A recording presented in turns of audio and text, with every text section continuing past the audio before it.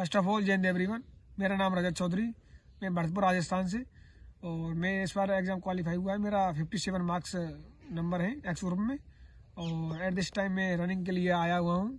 तो भाइयों दिखाया फिजिकल एक्टिविटी के लिए थोड़ा एटमो जो आया हूँ सब भाई फिजिकल ग्राउंड को दिखाइए। हमारे ये मंदिर है प्राचीन हमारा।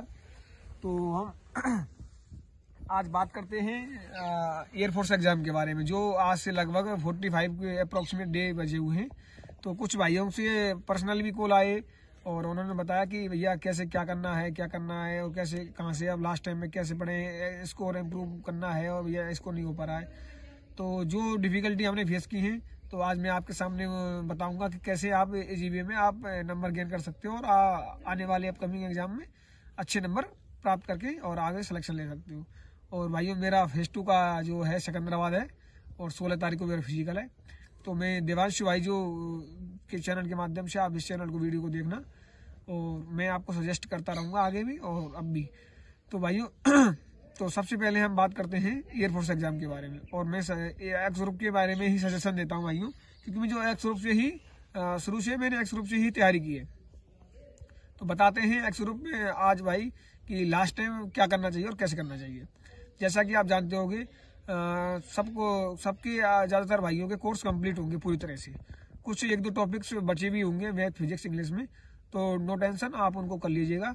बट एट दिस टाइम क्या करना है कि सबसे पहले अब यहाँ से आगे आपको फोन का बहुत कम यूज लेना है, मतलब लेना है बट ज़्यादा नहीं लेना है। और सबसे ज़्यादा जो सोशल मीडिया है जैसे इंस्टाग्राम फेसबुक सबको डिलीट। लास्ट भाई बता रहा हूँ कि आप इस चीज़ को कर जाओगे ना तो थोड़ा सा अजनबी से लगेगा 2-4-5 दिन, बट इस चीज़ से दिमाग हटा लो एक बार। और आप 45 दिन की तो बात है यार भाई, फिर आप अपना आराम से कोई दिक्कत नहीं बहुत अच्छा महसूस करोगे।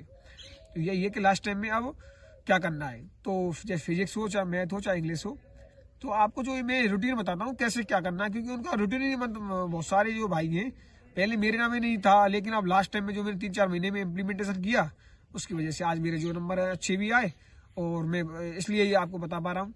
तो कैसे करना है कि भाई जैसे हम लोग सुबह 6:30 बजे के लगभग जगने के बाद हमने क्रियाकलाप वगैरह डेली की एक्टिविटीज की। 7 बजे हम अपना इंग्लिश की वोकेबुलरी लेके बैठ गए। तो लगभग हमें 1.5 घंटे काम करना है, antonym synonym spelling error 1 word. 1.5 घंटे, कितना 1.5 घंटे के लिए सिर्फ और सिर्फ 1.5 घंटे। उसके बाद इसको समाप्त किया, रख दिया। उसके बाद इंग्लिश का कोई चैप्टर उठाया प्रीपोजिशन, 1 घंटे कॉन्सेप्ट पढ़ा, आध घंटे प्रैक्टिस की, उसको रख दिया। लगभग वो है टोटल 3 घंटे। उसके बाद 1 घंटा क्या करना है, PQRS और पैसेज सेपरेटली आध घंटे में कवर होना चाहिए। 1-2 पैसेज सॉल्व करना है, PQRS 2-3-4 सॉल्व करने हैं। मैं जो कह रहा हूँ इस चीज को कर लेना, और लास्ट में स्कोर देख लेना। आपका 50 से पार नहीं जाए तो बात कर लेना 100% में, ठीक है। ये हो गया। उसके बाद क्या करना है, एक इंग्लिश का मॉक देना है। टेक्स्ट बुक हो चाहे RSR प्लेटफॉर्म हो चाहे क्रेडिट वाला हो जो संजीव ठाकुर सर है उससे दे लेना, सबसे बेस्ट है। आराम से जो मेरे प्लेटफॉर्म बताएं, टेक्स्ट बुक की प्रीवियस मॉक टेस्ट है, और क्रेडिट वाले हैं सर जो संजीव ठाकुर सर करा रहे हैं, और दिव्यास्त सीरिंग चल रही होगी, RS सर करा रहे होंगे, मतलब जो लाइव वगैरह कराते हैं वो मैंने किए थे। और उसमें जो कंटिन्यूटी और जो हम पैसेज को सॉल्व करते हैं, PQRS को करते हैं क्वेश्चन, भाई बहुत सबसे बेस्ट है। अगर आप लाइव में अगर प्रैक्टिस RS सर के साथ कर रहे हो 100% आप अच्छा स्कोर करोगे, ये मेरी गारंटी है। फिर आती है भाई मैथ, खाना फाना खाओ आराम से 12-1 बज गए। फिर सबसे सेकंड नंबर पर आप लीजिए फिजिक्स। फिजिक्स में कैसे करना है, फिजिक्स में एक दिन में अब यहाँ से आगे 2 चैप्टर पढ़ने हैं। एक चैप्टर ही पढ़ लो चाहे, कोई दिक्कत नहीं है। एक चैप्टर 12th का, एक 11th का, 2 चैप्टर पढ़े। पहले उसके नोट्स रिवीजन करो। लगभग 1.5 घंटे के अंदर ये काम होना चाहिए। तो एक 11th का, एक 12th का, एक चैप्टर रिवाइज कर लिया। कॉन्सेप्ट लिख के, ये कभी गलती नहीं करनी है, पन्ना बलदा ऐसे नहीं। ये एक बहुत मिस गाइडेंस है किसी भाई का, जो मतलब ये ऐसा करना ही नहीं है। रब में अपना लिया आराम से, अच्छे से रिवाइज करके लिखते हुए कॉन्सेप्ट को रिवाइज दिया। कॉन्सेप्ट जब तक परमानेंट नहीं होगा सिलेक्शन नहीं होगा, ये श्योर है। अगर कॉन्सेप्ट परमानेंट है तो लगभग 13-14 नंबर तो डायरेक्टली कॉन्सेप्ट में से ही आने वाले हैं। और आप देख लेना, यह है कि कॉन्सेप्ट पढ़ लिया 11th और 12th का। इसके बाद आपको क्या करना है, तुरंत जैसे इलेक्ट्रोस्टैटिक पढ़ा, तुरंत RSR प्लेटफॉर्म पे गए, लगभग एक चैप्टर के डीबीबी सीबीबी वगैरह होते हैं, एक चैप्टर के 70-80 क्वेश्चन नॉर्मल ही करा देते हैं सर। मेरे जो किए हैं 70-80 क्वेश्चन, उनको एक एक क्वेश्चन को आराम से करें। जो क्वेश्चन गलत होता है उसको फेयर में डाउन करना है और अलग से काम करना है उस पर जो गलत हुआ है। और फिर क्या करना है, फिजिक्स का एक अलग से प्रीवियस टेक्स्ट बुक पर जाना है, प्रीवियस मॉक टेस्ट है, उसमें प्रीवियस मॉक टेस्ट लगाना है। फिजिक्स का सेपरेट एक अलग से एक लगाया, फिजिक्स का लगा लिया।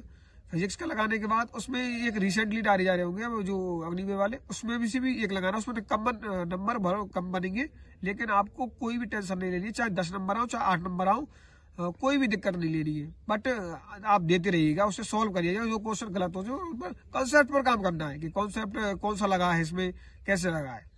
फिर शाम को 7 बज जाते हैं, लगभग 6-7 बज जाएंगे। और 6-7 बजने के बाद आप अपना खाना पीना करें। उसके बाद लगभग आपको बैठना है 8 बजे से, और फिजिक्स के लिए लगभग 8 बजे से लगभग 4 घंटे तक आपको पढ़नी है मैथ, लगभग 12-12:30 बजे तक।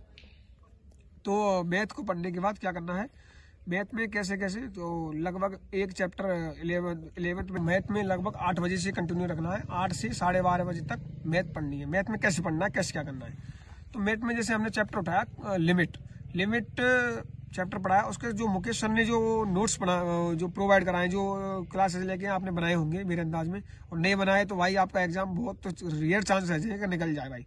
तो मेरा तो कोई जो छोटा भाई अभी लगा हुआ है का मतलब शुरुआत में 12th पास की है, तो भाई ये एग्जाम निकले चाहे ना निकले, अभी से मैं जो बोल रहा हूँ कि 11th मतलब मैथ फिजिक्स इंग्लिश तीनों के प्रॉपर नोट्स बनाए और उसको रीड आउट करें, अगला 100% निकलेगा। ये नहीं है कि इस बार कभी भी नहीं निकलेगा और लास्ट तक आपको जाना पड़ेगा और बहुत समस्या का सामना करना पड़ेगा। इसलिए तो मैथ पर आते हैं। मैथ में क्या करना है, तो मैथ में जैसे चैप्टर रहा लिमिट, उसके कॉन्सेप्ट रिवाइज किए। रफ का भी 10 बढ़ जाए 20 बढ़ जाए, नो टेंशन, कोई टेंशन नहीं लेनी है। बट यह है कि उसको कॉन्सेप्ट को लिख के रिवाइज करना है। रिवाइज किया, कोई दिक्कत नहीं। उसके बाद मुकेश सर ने पुराना बैच होगा सर पर, उन्होंने अपलोड किया होगा शायद मेरे अंदाज में, उसके मॉक टेस्ट लगाने। एक जैसे लिमिट क्वेश्चन करा तो उसकी सीपीबी डीपीबी कुछ भी नहीं छोड़नी है, एक क्वेश्चन को आराम से सॉल्व करना है। सॉल्व किया, कोई दिक्कत नहीं है। उसके बाद सर पुराने बैच के मॉक टेस्ट और प्रोवाइड कराते हैं, लगभग 30 मॉक टेस्ट ऐसे। तो उनके सिर पर जैसे चलो उसको खोल के मॉक टेस्ट दे लेना आरएस सर पर, और नहीं तो आप ऐसा करना टेक्स्ट बुक पर जाना। टेक्स्ट बुक पर प्रीवियस ईयर के मॉक टेस्ट दिए होते हैं मैथ के सेपरेटली, पूरे दिए होते हैं, लेकिन उसमें से आप मैथ का लगा लीजिए मैथ के टाइम पर, फिजिक्स के टाइम पर फिजिक्स का लगा लीजिए, इंग्लिश टाइम पर इंग्लिश का लगा लीजिए। जिसको आप जैसे लगाओगे उससे आपको कॉन्फिडेंस भी बिल्डअप होगा प्रीवियस, और आप आसानी से टाइम टेकर भी अच्छा हैंडल कर पाओगे। जितना आप मॉक टेस्ट लगाओगे, मेरी गारंटी है कोई भी जो सिलेक्शन हुआ है लड़के का या सिलेक्शन अपकमिंग जा रहा है, कोई भी लड़के के पास पूछ लेना कि भैया आपने मॉक टेस्ट मतलब लगाया नहीं लगाया। कोई भी बंदा होगा अगर उसने एग्जाम किया होगा तो उससे पूछ लेना, लगभग उसने 100-150 मॉक टेस्ट नॉर्मली लगाए होंगे एग्जाम से 1 महीने पहले। बच्चा यही, चाहे मैं हो चाहे कोई हो, सब यही करते हैं जो सिलेक्टेड होते हैं और जो एग्जाम क्वालिफाई होते हैं। और मैं इससे पहले यही गलती कर रहा था, कोर्स को पढ़ने में वीडियो रख लेता था, आराम से चल रही है और कोई 15-20 क्वेश्चन रख ले, उससे नहीं होगा, कभी भी नहीं होगा। पहले यही है कि आप यही करो और आराम से आप अच्छे नंबर गेन करोगे 100%ली।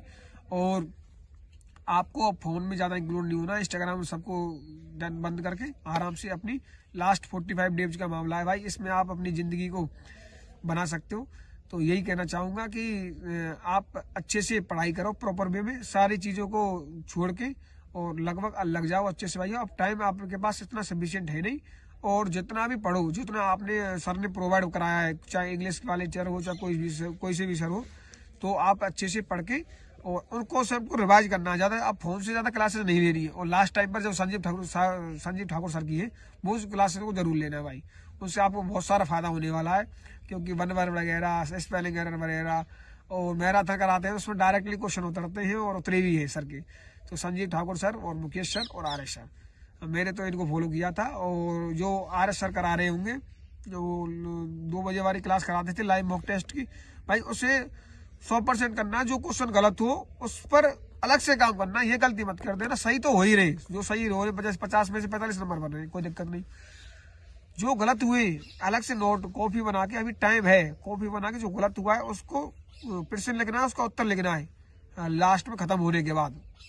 जिस क्लास खत्म हो गई 4-5 बजे, तो उसका PDF खोली, लिखा, आप आराम से, कोई दिक्कत नहीं है। एग्जाम इस बार जो आया था थोड़ा इजी वे में था, कंपेयर टू जैसे फर्स्ट 2025 वाला था उसके कंपेयर में थोड़ा सा फिजिक्स इस बार इजी थी, और मैथ वगैरह भी और इंग्लिश वगैरह भी थोड़ा सा